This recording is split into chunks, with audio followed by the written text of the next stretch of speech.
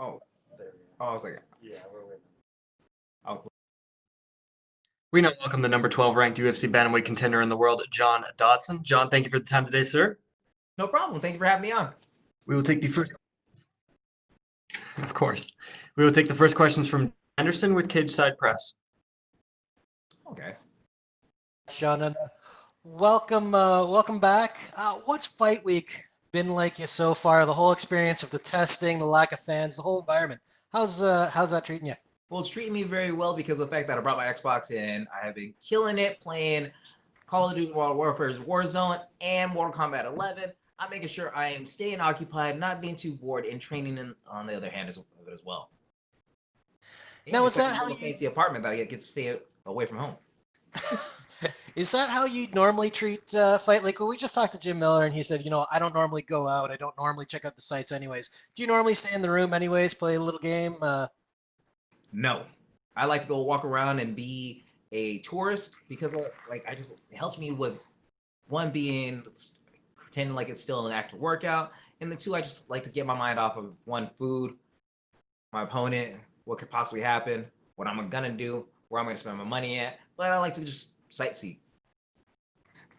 Fair enough. And now we're going to ask you about your opponent and what you're going to do. First of all, Merab, he's ranked 15th right now. Maybe flew a little bit under the radar, but a dangerous guy. What are your thoughts on him? He's a very dangerous opponent. Like he likes to go ahead and set records for the most consecutive takedowns in one fight. But the hardest thing that he's gonna have to do is be able to go ahead and keep me down on the ground, or even me try to get me taken down. Like we've seen my track record. I don't get taken down that much, and when I do, I get hop right back up, and I'm like a little spring. I'm like the little jack in a box that pops out every single time, and I'm gonna surprise him with a few 1-2 combinations that, well, might eventually end the night pretty early for me.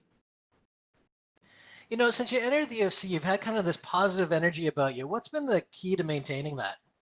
Well, it sucks to be sad.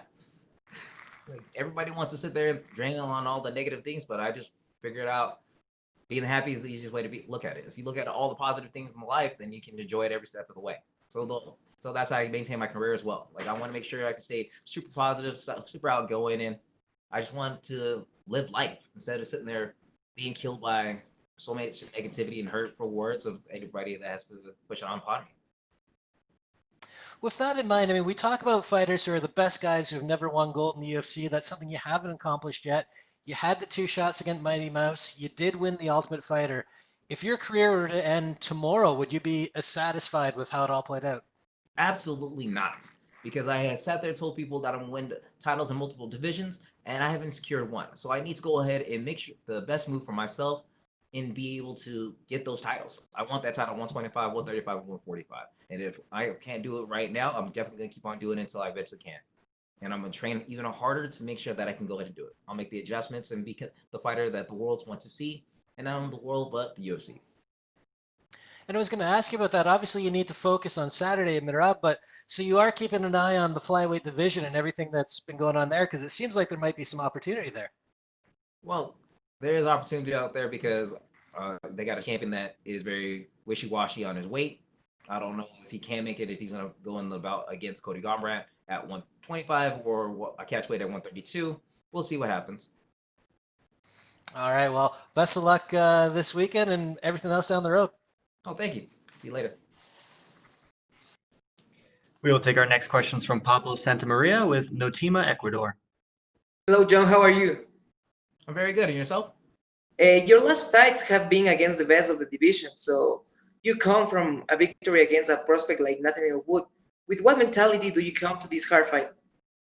Well, the same mentality that I had to go in with against Nathaniel Woods. Everybody wants to put all these prospects in front of me, so I have to keep on knocking them down. I will continue to fight the best fighters in the world to keep on showing everybody that I am the greatest one from all times. The only reason that Peter Yan beat me is because I was tired, and look at him now. That dude got a world title around his waist. That could be me. So Fair play. if I can go ahead and sit down this dude, I'll sit down everyone else. Okay, Merab is a good fighter with excellent wrestling. Do you think he will have problems trying to take you down? And if you manage to keep the fight on the feet, you think you can finish him? I believe I can finish anybody in the world. I will keep this fight standing up because Murad's wrestling is not compared to mine. Like he has very good wrestling attacks, what my wrestling defense and what has kept me in the UFC it's been just that. I can either dictate the fight standing up or on the ground, and I can control the pace however I want to. So I do believe that I will knock him out on Saturday night. Thank you very much, and good luck on Saturday. Thank you. We'll take our next questions from Adrian Gallardo with Vavel, Argentina. Cool. Hello, John. Hello. How are you? First question is, how was the preparation for this fight, and what do you think about your rival, Merab? Man, the preparation for this fight is I had to get taken down, and then taken down, and then get taken down, and then get taken down, and then get taken down, and then get taken down. It just keeps on going down like that. I had to keep on popping back up every single time. Like, it's a lot of getting taken down, getting back up, and getting taken down, get back up. And now somebody has to suffer for all that training of having to get back up onto my feet. I'm going to hit this man into oblivion. Okay. Obviously, the important thing in this fight of the Saturday, obviously, the important thing is the fight of the Saturday. But if you win, what would you like for your career in the future for yourself? Well, what I like is for them to go ahead and stop disrespecting me and saying that I am a lower ranked fighter when I know I'm an upper class fighter. I have never been lower than the top 15, and being in the top, like being number 12 right now is kind of an insult. I would need to be back in the top 5 and showcasing my skills on why I need to have a belt around my waist, and I'll showcase it on Saturday night. Okay, and the last question is, Yes, Merab, Merab have a great wrestling, but what do you think about, or what do you think are their weakness of Merab? Well, Merab's weakness is 1, he's not as good looking as me. 2, he has shorter arms than I do. And 3, he's definitely way slower than I am. Thank you, Sean, and good luck for the Saturday. Oh, thank you. And we will take our last set of questions from Jose Ignacio Cruz. Hello, John, do you hear me? Oh, I hear you perfectly clear. Can you see me? Yeah, I see you, brother. How you doing? I was making sure because this ugly face needs to be seen by somebody. Yeah, I get it. Hey, man, I just wanted to know, I love your energy every time you come to fight. It's something all the fans, we look forward to. I was thinking about, how do you feel this affects you? Is this your first time fighting amongst the pandemic? So you won't have that energy to feed off the crowd, right? So what's your feelings about that? Think it's something that Did you forget when I sat there and won a little TV show called The Ultimate Fighter? There was nobody in the crowd. Of course, I I saw there, that. went out there and destroying everybody with pure silence, and everyone got to see the brutality that that I had to offer. Since there's no crowd, everybody can hear all the punches that I'm going to land, and they're gonna hear the thud of him whining and crying about getting hit by me all the time. And when he tries taking me down, you can be expected to hear me say, no, I don't like that. Stop, don't do that. It's gonna sound like a little girl trying to escape those villains in the middle of the night. Magician with the sharp tongue, ladies and gentlemen.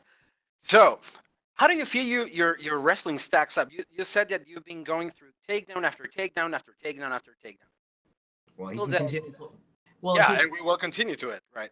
he's gonna continue. Like his nickname is the Machine. He's programmed to only do takedowns. So, what's the best aspects of a magician? Is that I can have the full range of creativity to destroy his world of simple commands. I am the greatest fighter that he will ever step into octagon with, because I know I can end it tonight by making sure that his role to being the title champion contender is going to be replaced by me. You're definitely coming in with a chip on your shoulder, man. The best of luck. Yes. Best of luck, man. We love you here in Chile, man. Oh, thank you, boss. I love y'all too. I appreciate you, man. Perfect. Thank you so much, John. That is all the time we had for you, sir. Oh, no problem, boss. Thank you for having me on.